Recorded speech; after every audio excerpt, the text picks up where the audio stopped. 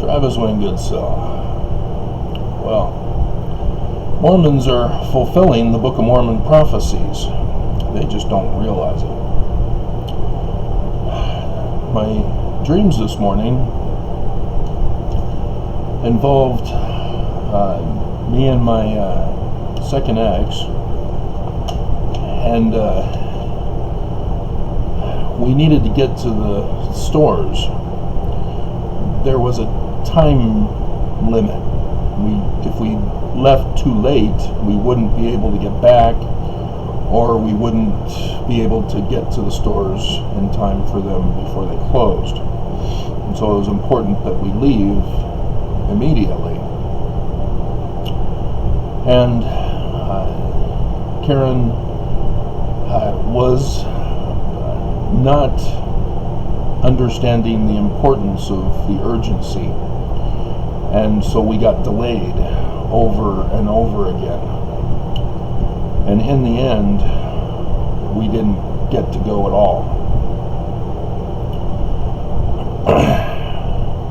In the Book of Mormon, there is a consistent Exodus pattern, and I had written it all out of how many times the Book of Mormon repeats the Exodus pattern for us.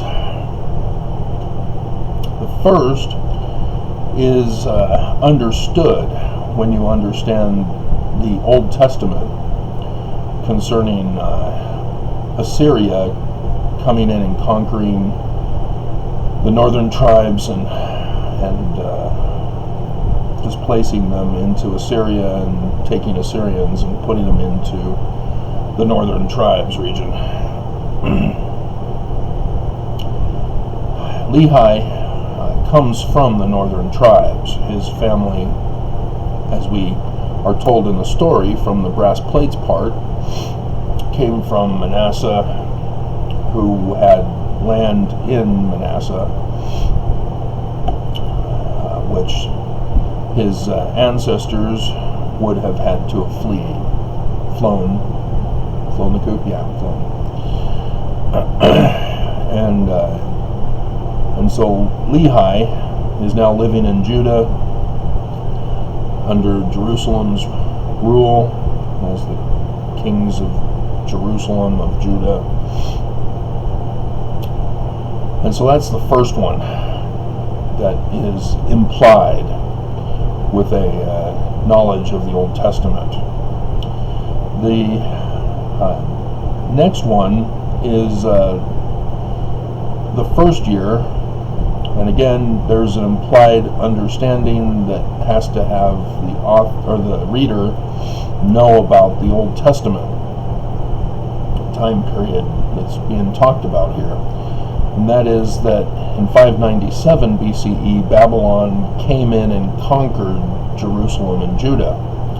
And instead of deporting, as Assyria did, and before they took prisoners captive into Babylon, they put a puppet king on the throne of Jerusalem.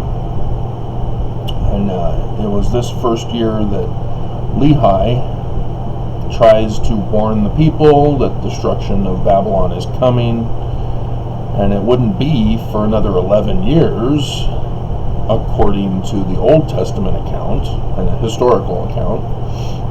But the Book of Mormon doesn't really give us the specific time frame for that, because Nephi would end up being 10 years old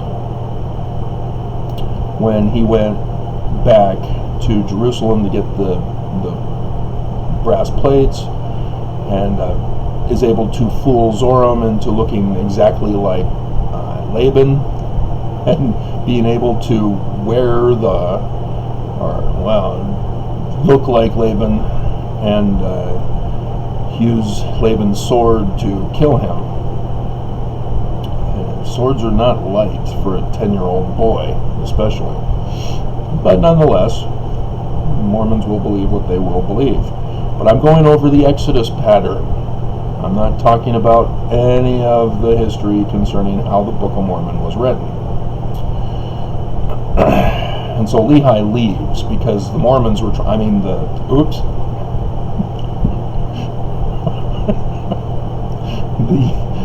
the people of Jerusalem, the pre-captivity Jews, were wanting to murder him. I revealed the whole plot. Spoiler alert. And so Lehi then leaves 597 BCE, goes to the top of the Red Sea, and then his wife gives birth to Nephi in that first year as well, once they make it to the top of the Red Sea. And time goes by, Nephi is raised up, and so it's now 11 years later, and Babylon is on the march, heading towards Jerusalem to make their final conquering. And this is when Nephi goes back with his brothers, and when they get back, and when they get the daughters of Ishmael, and then the vegetation is also implied in all that, and nobody makes that connection. But they leave again. That being at the top of the Red Sea is insufficient. They need to flee and go to another promised land. And so they get to Bountiful, and people argue in the church, the path is the frankincense trail, and yet you still get Mormons who say, no.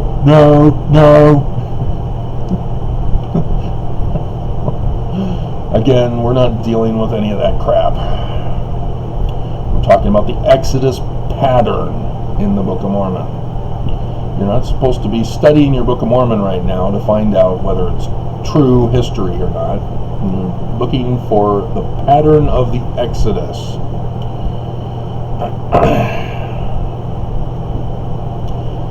And so they head off to Bountiful. And during this time, and even Nephi is the one who talks during this time, reminding his brothers about the house of Israel, refusing to follow Moses, refusing to be obedient to his warning voice during their Exodus.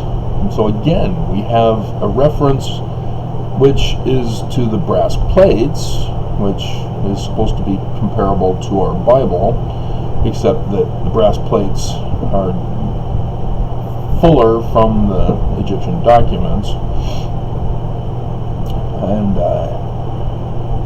And so Moses is reminded with this, the direct Exodus pattern. It's the template, the ground zero, patient zero, whatever you want to call it. The Exodus himself, Moses.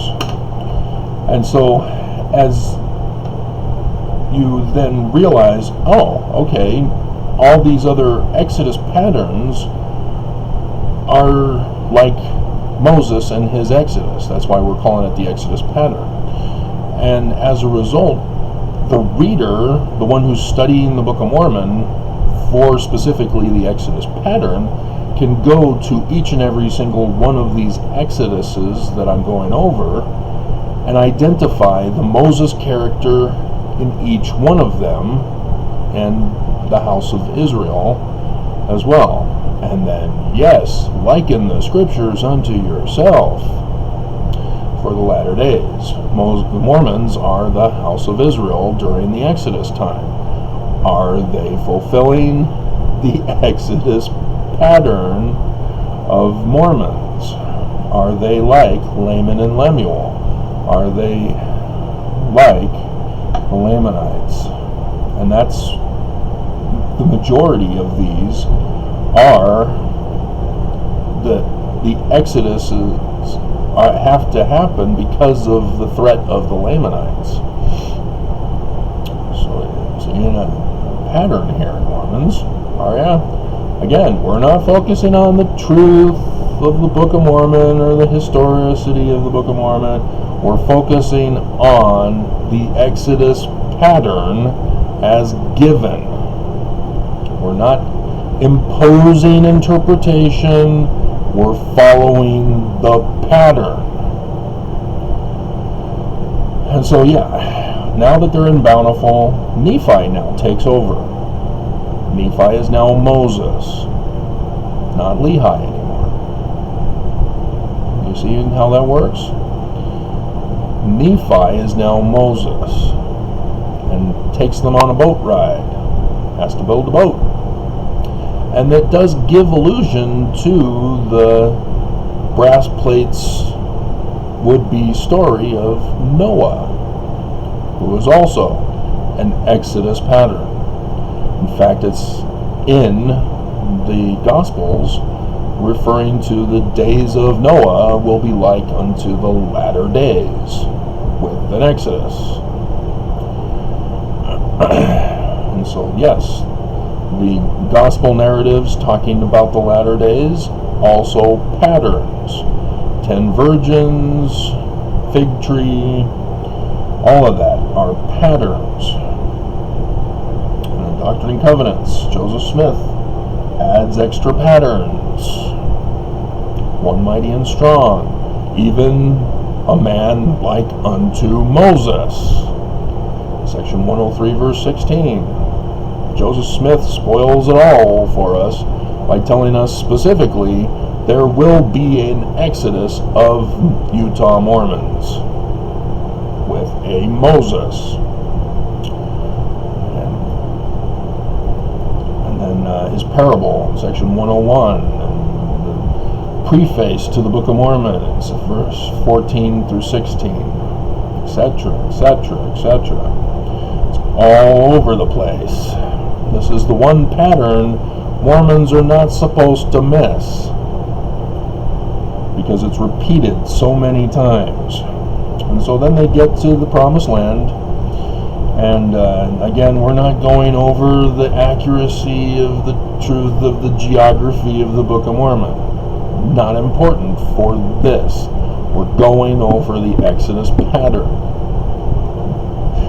But yes, there is allusion to the United States of America for a specific reason.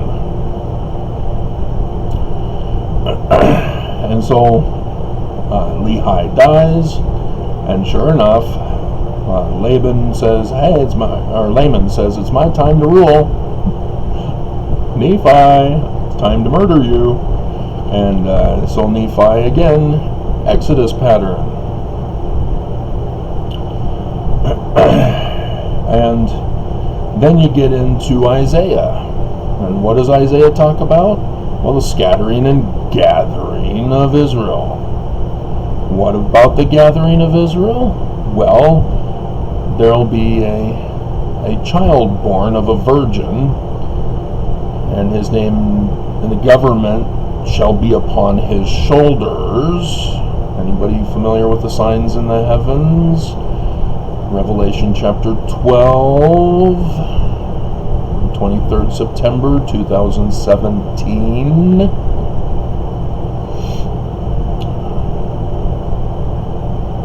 Son shall be upon her shoulders. She gives birth. September.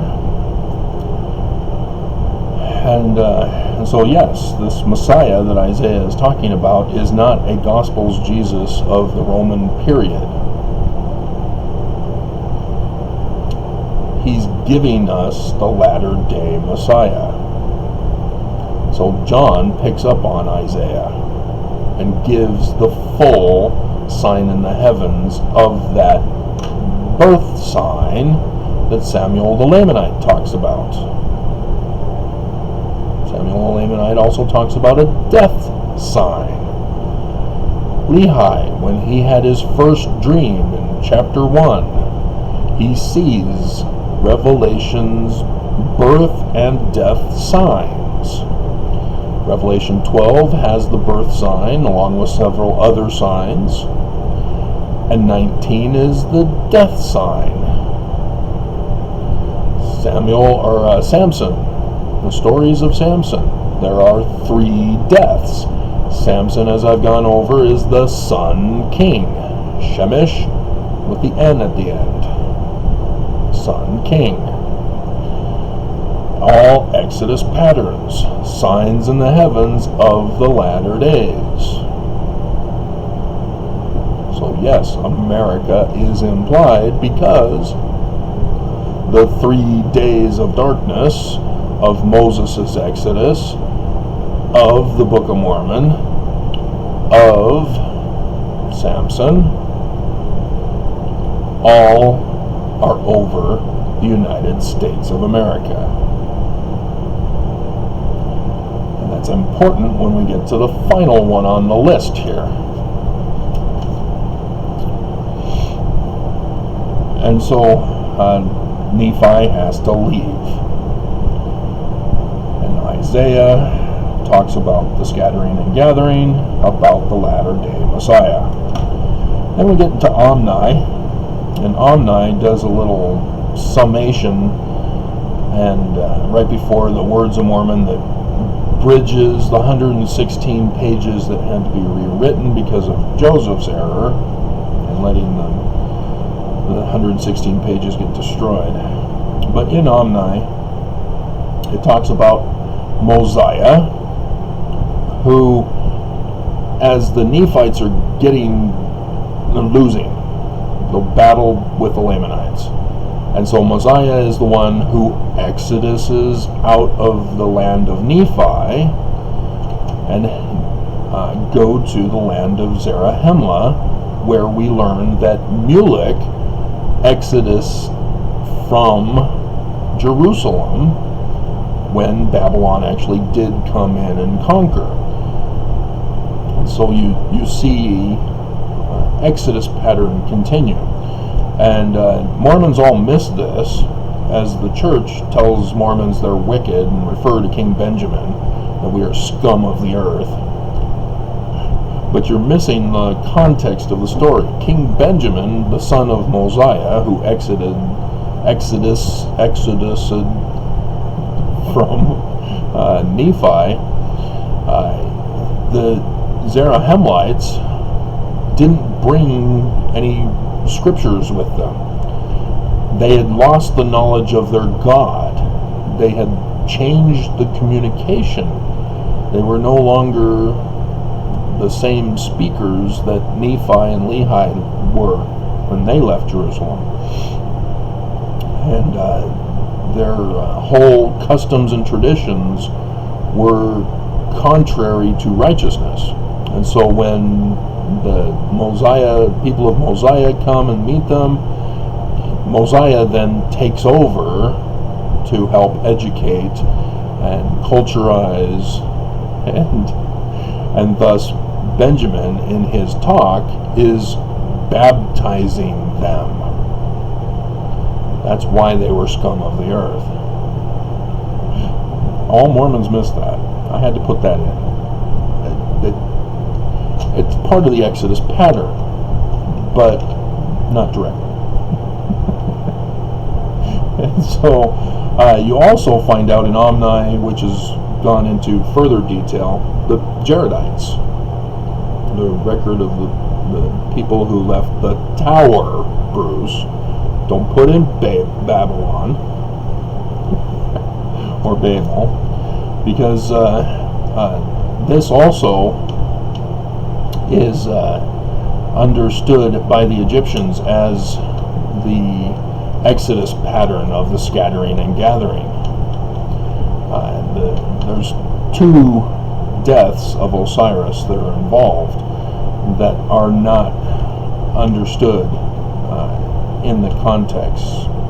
And so a knowledge of Egyptian would help the reader understand those Exodus patterns as well.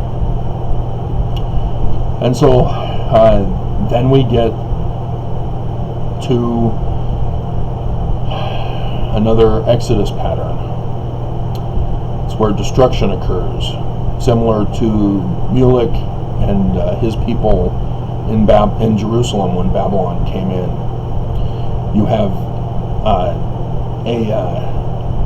Jacob who wants to be king, overthrow the government of the constitution of the Nephites, and he loses the 2020 the election.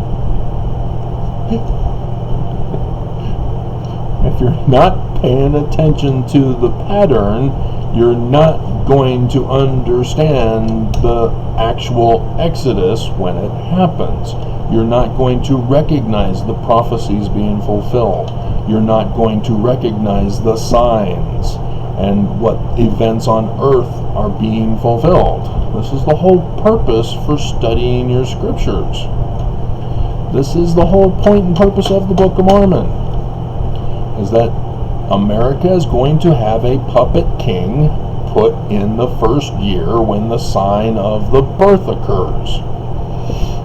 And that those Babylonians will come back to destroy America.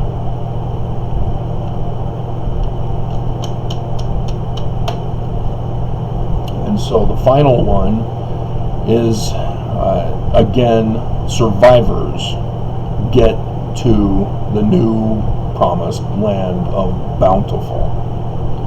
Just like the promised land that Lehi had also taken to get to Bountiful before Nephi then took over as the Moses figure.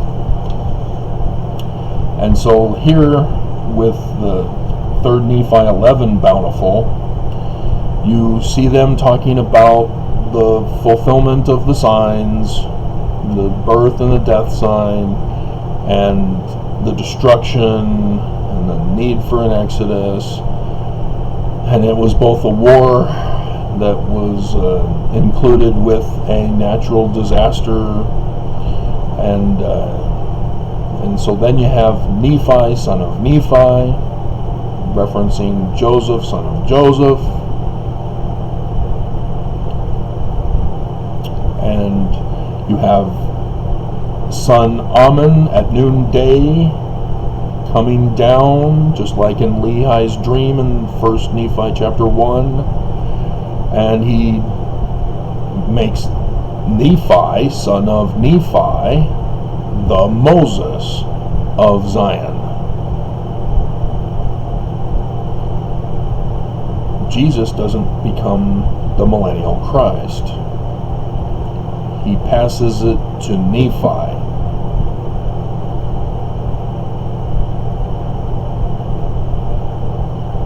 And then asks him, where's the record of Samuel, name of God, and his records, who talked about the birth and the death signs?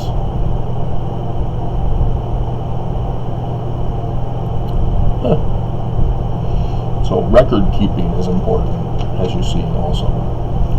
The need to preserve a history of the people, record everything that is going on, and not bias it and say that, oh, yeah, Laman and Lemuel were righteous. You know, the Book of Laman. Did you know there's a Book of Laman? It was quite entertaining. It was not realistic, but I don't think she was intending it to be realistic. Yes, it's a female author. You can buy it on Amazon. But you've got to be honest in your record keeping. That's the whole point. Because if you lie, well, then you screw up the people who read your record.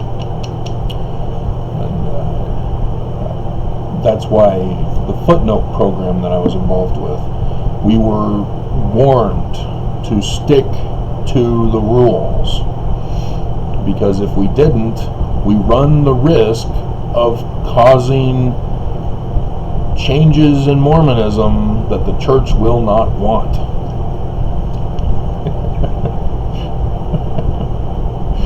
So, there you have it. The Exodus pattern of the Book of Mormon.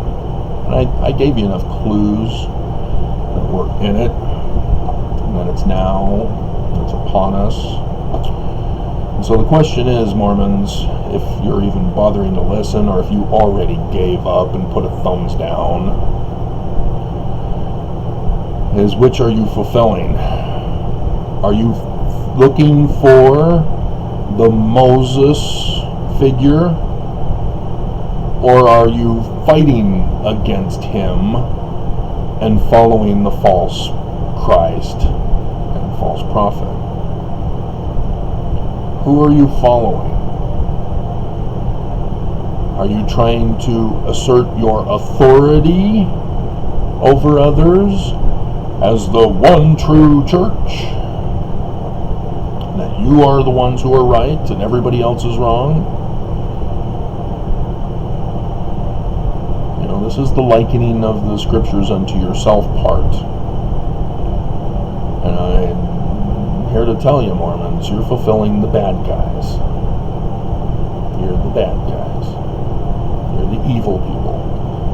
You're Darth Vader. You're Darth Maul. And you guys are all buying the costumes so that you can become part of the Sith Lords.